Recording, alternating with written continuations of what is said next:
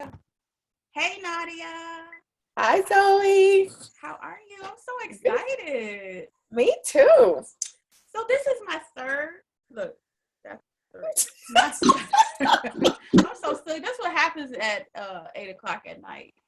This is my third video, and I'm very, very excited to have you on the line with me, sharing all of your rich knowledge and wisdom about taking the leap. For those of you who are joining Gone Girl Go 6 to 11 Network for the first time, this is a video series that I've been recording, just sharing with a segment of women who, like me, are working a 9 to 5, also pursuing their passion projects, working their side hustle, building their businesses from 6 to 11. So I like to welcome Nadia, Dr. Nadia Brown. Dr. Spice is how I first heard she was called Dr. Spice, to the line. And she's just going to share with us some things about what it means, or what are some things that we can do to prepare ourselves to move from a more corporate environment into our own business. So, hi again, Nadia. Thank Uh, you. Hi. and can you just tell us a little bit about what it is that you do? Let's maybe talk about our relationship too. Oh, I will do definitely. I would love that. So I am the founder of Joy and Leadership Institute, and I work with women leaders and business owners to really help them pursue their big dreams, their big visions. And a piece of that, and that's how Zoe and I came to work together, is helping women who know that what they're doing now, whether it's a corporate job or some other project, isn't it. And they want to take that leap into something else and to be able to create the revenue in order to do that full time. So I have an annual event called Take the Leap, and we go through that process. We work together for 3 days, and I work with clients in a group program called Tandem. And Zoe is one of my amazing rock star clients who is rocking it out because, one of the things that, and I share my tips, my strategies. I started out in corporate America, bounced around in a couple different industries, did my thing. And I realized that one day this isn't it. And it took me a while to figure out what it was. And then it took an even longer time to figure out how to get from where I was to where I now want it to be. Right. And then once I got there, because I took the leap, if you will, and I was like, okay, this is different. How do I develop that CEO mindset? But more importantly, how do I keep this and stay here so I don't have to go back there? So right. I share all that with my clients because I'm like, honey, let's link arms and not move backwards. Let's move forward, even if it's slower than what you would like to see. Yes, awesome. Thank you so much. So, Take the Leap is an annual event you do. You also have a program called Tandem, where you work in tandem with your clients to help them figure out and navigate this whole business world. So, how did you transition? Tell us a little bit about I transitioned into my business by, wow. It was not a smooth process. I wish, I had this amazing story and it was all simple. But honestly, it's probably about 2010. I realized that where I was in corporate, like things were changing and I needed to start preparing, but I didn't know what I wanted to do. So, you hear people talking about entrepreneurship and starting your own business and blah, blah, blah. Right. And I was like, that sounds great. And I know where I am isn't where I want to be, but I didn't know what I wanted to do. So I took a baby leap. I left the job that I was in. I took my severance package instead of fighting, keep a job there. And I was like, okay, I'm going to start a business. They had no clue.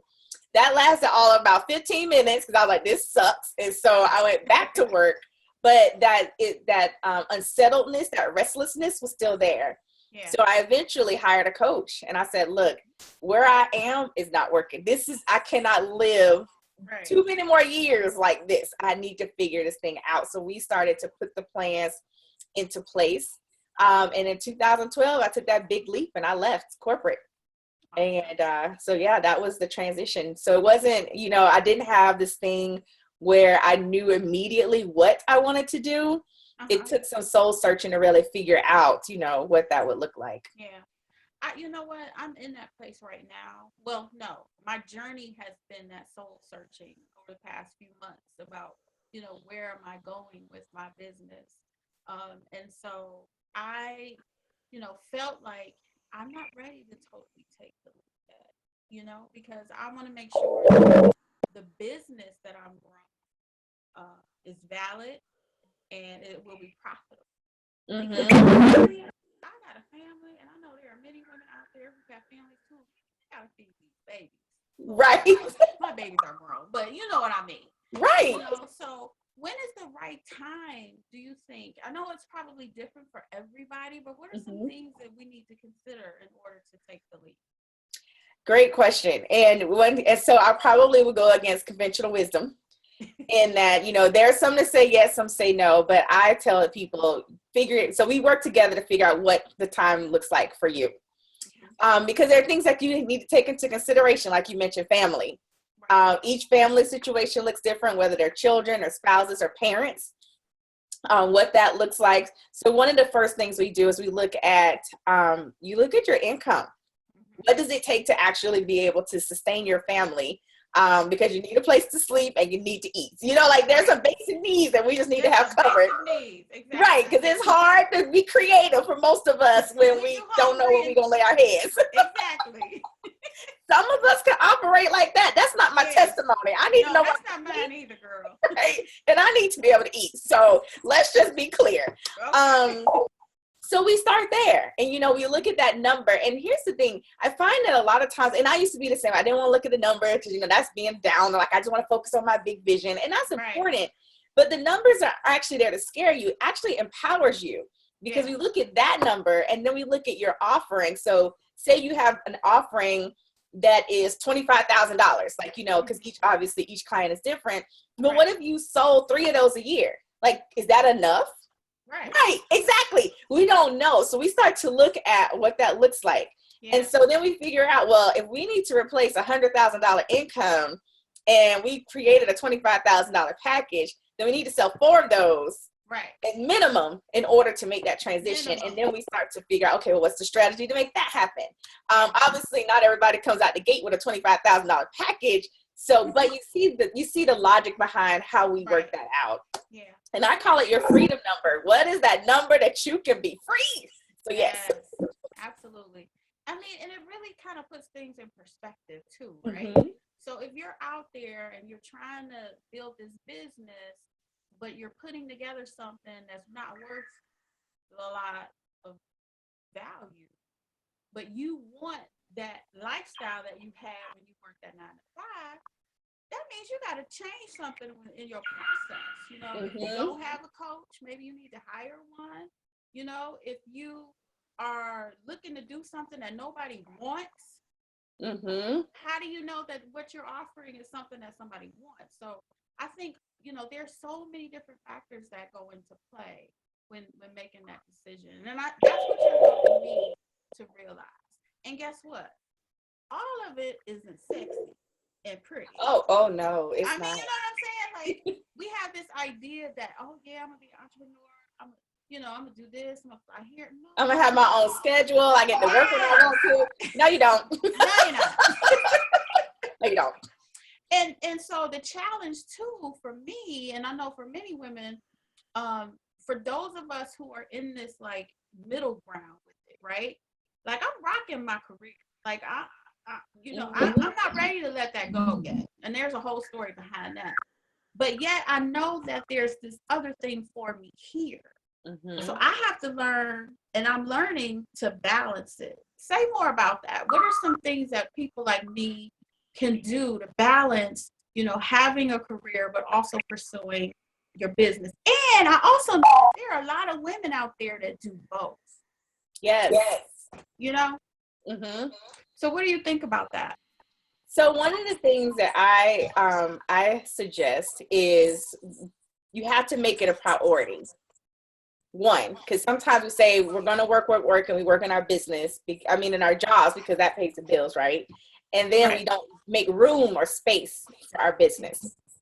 Then the other thing is you have to decide, because again, based on your current circumstances, So someone that maybe has small kids or children that are in lots of different activities, Right. they may not be able to dedicate a full 6 to 11 after work. That just may not be it. So then they have to decide, what is that piece, even if it's an hour a week. That's what I tell people. It doesn't matter. It doesn't have to be this big baby steps help you move forward. Yeah. But just make it a priority.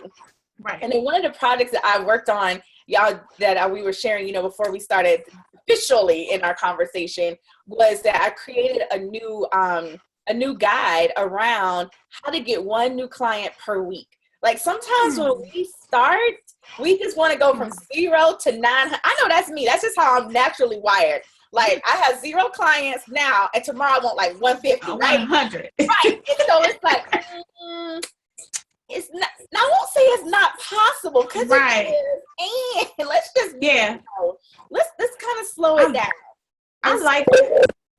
If you're managing both, how would your business change if you just committed to having 5 conversations a week? That means you can have 1 conversation with a potential client per day, right? And you can shift it. It doesn't have to be Monday through Friday. You might have to slip in some Saturday, Sunday time. Exactly. And if you were able to get 1 new client per week, how would that change your business? So instead of us all, because we look at the online and all, so there are a lot of different things you can leverage. But sometimes when you just starting out, you don't have time for all that. Like there's only one of you, right? So exactly. How do you really balance that and make that time? But like you said, conversation with people, is this a viable idea? Like, well, how could I best support you? Walking through that process, asking people for money, because that truly lets you know it's viable. Right. Ooh, I told you about that the other day. Oh yeah. When I heard the hesitancy in her voice, I was like, okay. Yeah. Okay. Okay. What do I say now? How do I deal with this? Right? Is the hesitancy a good sign? Is that a bad sign? I don't know what's going on. Right. And also it's easy because I've done this, and I'm sure we've always done it. I started a lot of my programs in the beginning. I would ask people, I call them, hey Zoe, girl, what's going on? And I'm like, I'm about to launch this new program. It's going to be this, this, and this. And it's going to be about $350. Would you be interested? Zoe says yes. I said, oh, great. I go out and create it. Then I come back and I'm ready to ask Zoe for the payment. And now she has all these reasons why she won't do it. I was like, that's probably not the best way to build my business.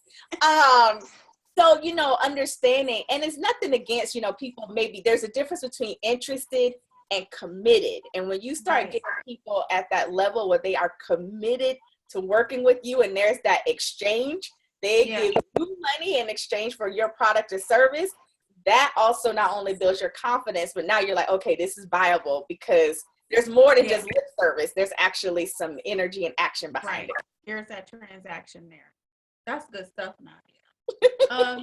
So tell me a little bit about your next event, Take the Leap. If you want to talk about it, I know it's like a little far off, but if you can give us just like a real little synopsis of what's going to happen at Take the Leap this year. I'm so excited. So I haven't confirmed all the speakers yet, but so let's just start with some of the basics. This year, Take the Leap will be in Phoenix, Arizona. I can't wait. I've never been to Phoenix. Beautiful. We're gonna have fun. The dates are October 12th through the 14th. We're finalizing the venue, but if all goes well, we'll be at the Embassy Suites right next to the Biltmore, so you can walk across the street and go shopping after session. Yes, after session. This year we'll actually also have 3 days. So last year was a 2-day event. 2 days. Session. This year we're having 3 days, and we're breaking out the content. I'm so excited. Day 1, we're focused on leadership. Getting our minds right, getting the infrastructure in place. One of the experts that our fingers crossed all goes well, she'll be coming in to speak with us, is about money scarcity, our money mindset. Like we got to get all that stuff cleared up, right? Got to get it cleared up. So we can move forward. The second day is all about speaking, how to leverage speaking in your business as well as marketing and branding. So we're bringing back Nikita Pope. Yes, I love her. Oh, isn't she amazing? Yes, she is. Confirmed her this morning. Yes. Yay. And then day 3 is all about sales. So yes, we may have started our business because we want to help people and change the world, but passion doesn't pay the bills. So we got to get down and how to And one of the things I'm excited about too this year, Zoe, is we have more time to actually get our pens and our workbooks and work it out. Like, I want you to know what your conversation guide is. What are you going to say the next time you make an offer to someone? Who, at what point in your business will you bring on your virtual assistant? What is your best marketing strategy for where you are right now? Right. So that it's going to get you maximum impact. So we're going to talk about all of that. Wow. I'm so excited. I'm excited. Work it out. That's like, girl. I know, right? I'm like speechless. Yes. And this year we're including lunch, all 3 days. So we're taking it up a notch. We're taking it up. Take Good care for of you. Right. Good so for us. Yes. Yes. So I'm really excited about this year, and just, really being able to help women make that transition. And, honestly, part of my vision for when I first started the event was I've gone to enough events where I took notes, whether it was my notebook, their workbook, whatever it was, and brought it home and stuck it somewhere in a closet and went back to doing things status quo. Right.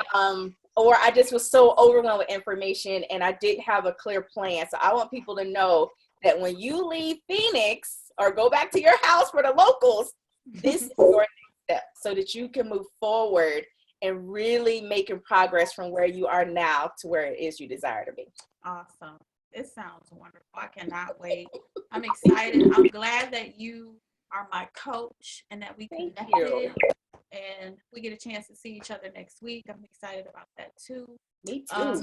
Ladies, if you want to get in touch with Nadia, can you share your website again? And I'll make sure that when I write the post, I'll include a link to it there too. Absolutely. My website is doyenleadership.com. I know the question is, how the heck do you spell that? It's DOYENNE leadership.com. And if you would like to download that guide around how to get one new client per week, you can go to doyenleadership.com/5 conversations. And you can get that free download and get busy. All right. Sounds like a plan. So I'll make sure to include a link in the post that I write to go along with this video so that folks can get in touch with you, sign up for your guide, and maybe even connect with you. You have been a godsend to me, and I just want to thank you from the bottom of my heart for just helping me go on this path. So thank you for being so easy to work with. Me? For real? Yes. You know what? I need to call my husband in here so you could tell him that. I talk to lots of husbands sometimes. It's like, no, really, this is how it works. Like, awesome. I love you, Nadia. Thank you so much for spending time with me today. Ladies, if you're doing that 6 to 11 thing, just keep your chin up. Keep your chin up. Keep pressing forward and do what it is that makes you more of who you were created to be. All right. Thank you. Thank you.